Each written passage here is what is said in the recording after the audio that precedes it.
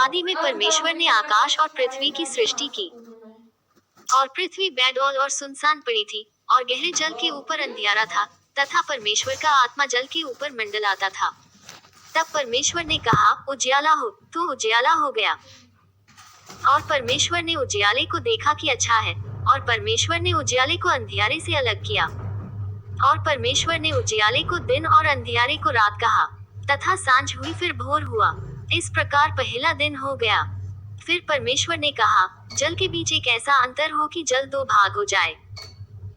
तब परमेश्वर ने एक अंतर करके उसके नीचे के जल और उसके ऊपर के जल को अलग अलग किया, और वैसा ही हो गया।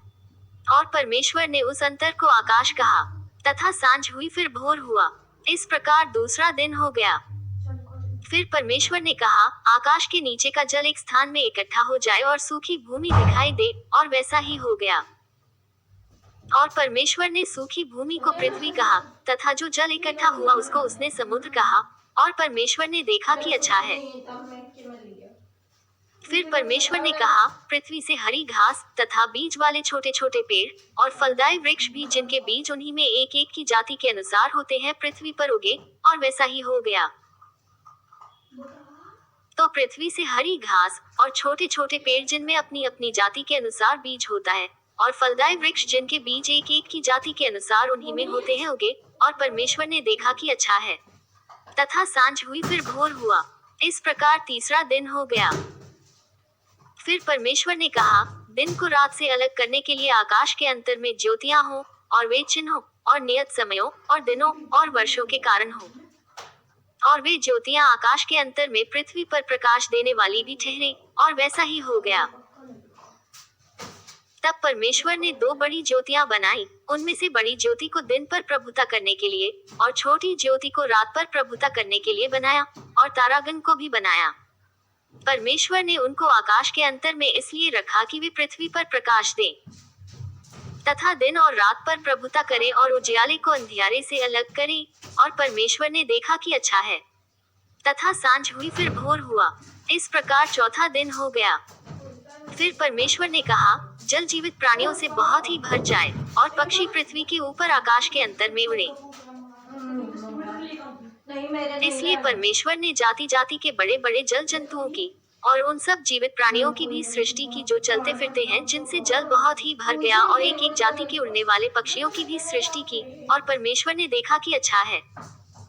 और परमेश्वर ने यह कह के उनको आशीष दी कि फूलो फलो और समुद्र के जल में भर जाओ, और पक्षी पृथ्वी पर बढ़ें। तथा सांझ हुई फिर भोर हुआ। इस प्रकार पांचवा दिन हो गया। फिर परमेश्वर ने कहा, पृथ्वी से एक एक जाति के जीवित प्राणी, अर्थात घरेलू पशु और रेंगने वाले जंतु, और पृथ्वी के वन पशु जाति जाति के अनुसार उत्पन्न हो, और वैसा ही हो गया। सो परमेश्वर ने पृथ्वी के जाति जाति के वन पशुओं को, और जाति जाति के घरेलू पशुओं को, और जाति जाति के भूमि पर सब रेंगने वाले जंतुओं को बनाया। और परमेश्वर ने देखा कि अच्छा है। फिर परमेश्वर ने कहा, हम मनुष्य को अपने स्वरूप के अनुसार अपनी समानता में बनाएं, और वे समुद्र की मछलियों और आकाश के पक्षियों और घरेलू पशुओं और सारी पृथ्वी पर और सब रेंगने वाले जंतुओं पर जो पृथ्वी पर रेंगते हैं, अधिकार रखें।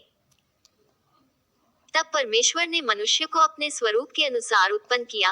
अपने ही स्वरूप के अनुसार परमेश्वर ने उसको उत्पन्न किया, नर और नारी करके उसने मनुष्यों की सृष्टि की।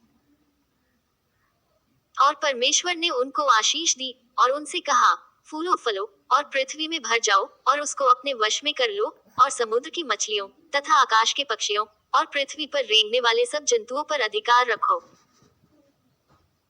फिर परमेश्वर ने उनसे कहा, सुनो, जितने बीज वाले छोटे छोटे पेड़ सारी पृथ्वी के ऊपर हैं, और जितने वृक्षों में बीज वाले फल होते हैं, वे सब मैंने तुमको दिए हैं, वे तुम्हारे भोजन के लिए हैं। और जितने पृथ्वी के पशु और आकाश के पक्षी और पृथ्वी पर रेंगने वाले जंतु हैं, जिनमें जीवन के प्राण हैं, उन सब के खाने के लिए मैंने सब हरे हरे छोटे पेड़ दिए हैं। और वैसा ही हो गया। तब परमेश्वर ने जो कुछ बनाया था सबको देखा, तो क्या देखा कि वह बहुत ही अच्छा है। तथा सांझ हुई फिर भोर हुआ। इस प्रकार छठवां दिन हो गया।